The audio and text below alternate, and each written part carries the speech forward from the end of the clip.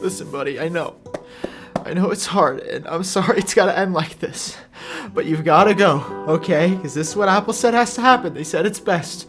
Alright, 3, 2...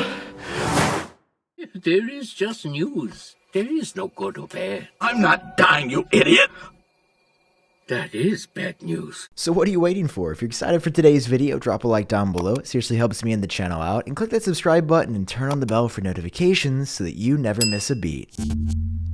Alright, looks like it is Buddy's lucky day. Man, look at that blue though. That is just a satisfying color, man. Can we get like iPhones this color? That'd be so good. Guys, what is up? The event is over. We have made it through another week. We are now back with our regularly scheduled programming. The aliens have taken me over though. No, we're back with that good apple juice. Alright, and I want to start off with this first...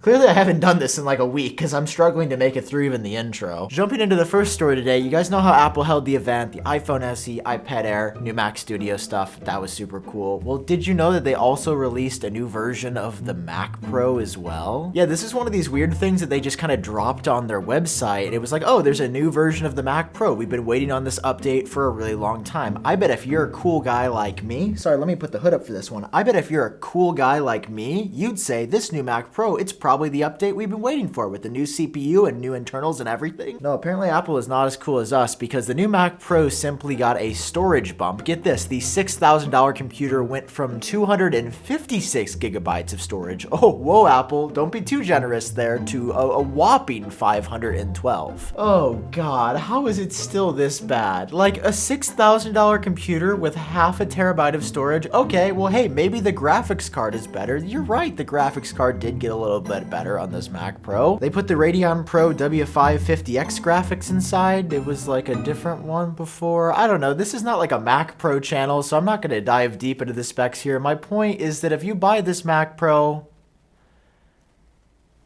God bless you. Truly, you will need God's blessing because you're not getting to the gates of heaven on this one, all right? This is a $6,000 computer with a bad graphics card, with like no storage, with a pretty whack CPU at this point. And listen, I get the argument exists that this computer, this base Mac Pro, is for, you know, enterprise solutions or very specific niche case scenarios. But the matter stands that yes, this is modular and you can upgrade it with different things once you get it for $6,000. But this $6,000 computer is worse in every single way than the new Mac Studio that you can get higher spec for cheaper, and it's not the Pro Mac, it's the Mac Studio. Like, this Mac Pro just looks ridiculous. It's funny at this point. So that was the first thing that Apple released on their site following the event but didn't talk about on stage. The second thing was this right here, guys. My boy John Prosser on the latest episode of Genius Bar, live when we recorded it, bullied me into buying these. It's a black keyboard and mouse, dude. It's $200! It's not. We just the blew. Keyboard's $200. We just blew. It's literally $20 more than the one I bought. We spent thousands. What's another 200?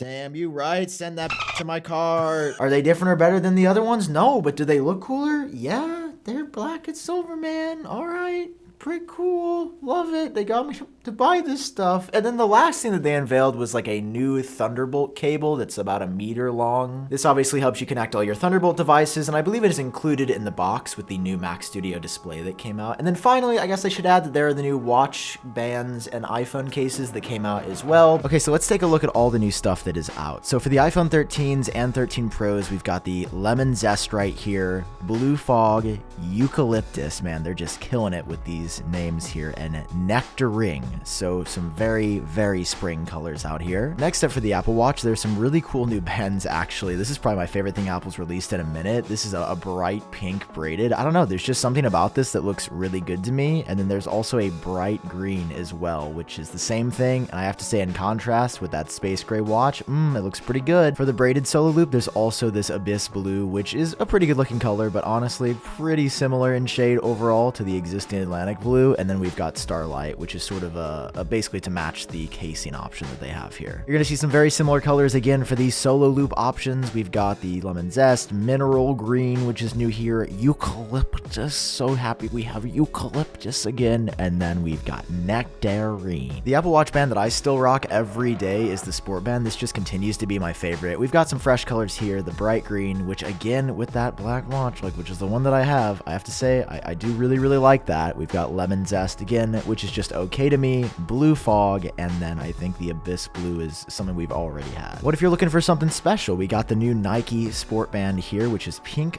rose Oxford whisper. This is just like way too long of a name for what they could have just called pink. And I have to say, while I've kind of been like a memer on the Hermes stuff before, these new colors and this band, particularly the Cassie Magnolia jumping single tour, that's pretty good. I don't know, there's something about that pink that I really like. Even this, I mean, the stripes here, I gotta say the Hermes design team, it's pretty good. They even have the Noir or Gris Clair here, which is kind of a black and white option, and man, they are like $320, but they've got this green one as well, and the green could match the new iPhone that I'm getting. Oh, why did I click on this? Why are we going through the accessories live? You know what else I'm worked up about, guys? I'm worked up about this iMac news, because I don't know if you've seen things, but it's going down real good. That Titanic has hit the iceberg. So you know how Apple just announced the Mac Studio and the Studio Display, and we were all like, yay, this is all good news. And while it pretty much is all good news, they just stopped selling the iMac. No, they still sell the 24-inch version, and they apparently continue to plan to do that for a long time. But you know the 27-inch one, like the iconic iMac, that is no longer sold. They just straight up discontinued it out of the blue. And you might say, well, hey, listen, I've been paying attention to the rumors. I know Apple's working on this new iMac Pro. It's going to be a replacement for the 27-inch iMac, so it makes sense to discontinue the current iMac now to then unveil a iMac Pro 27-inch later in the year. And I would say, yeah, except not anymore.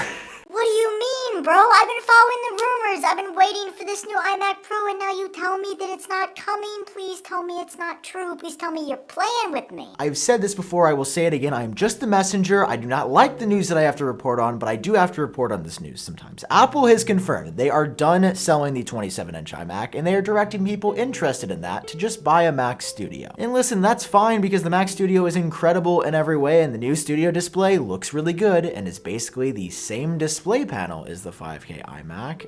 The iMac 27-inch was still like a good product if they would just put Apple Silicon in it. But now we've got a new report from 9to5Mac saying that Apple doesn't have any plans for a new iMac in the future. There will be no new 27-inch iMac, there will be no new iMac Pro, and the only iMac they will continue to sell or update with a base processor for the next few years is basically the 24-inch iMac. Again, love this guy, great computer, super good option at like $1,300 for a lot of people, and beautiful. Did I mention that blue looks super good? But if you were looking to buy a big iMac, that's just not happening, and Apple is not planning an iMac Pro anymore. Apparently they were, and they've canceled plans. So it's like, okay, we're discontinuing the 27-inch iMac, and then we're canceling plans for the iMac Pro 27-inch. What do I even have to live for? This is just like not great news, man. I mean, I love the iMac. It was my first real like Mac purchase. I mean, so many videos that I made, even up until I got the MacBook Pro, were on the iMac. I was using that thing every day for the majority of my life that I've been using a Mac. Even in school, it was the iMac. Listen, as much as I get that the new Mac Studio and Studio Display would be pretty comparable in price and functionality as the 27-inch iMac, I still like really don't want them to do that. Like, I love the iMac and would consider going back to one maybe one day, or at least as a secondary computer. Like, the big iMac was awesome. Anyway, guys, these are the latest updates that I have for you today. As always, you know iUpdate is the place for Apple news all year round. I hope you're doing well. Thank you for watching, and I'll catch you cool cats on my next video. Peace.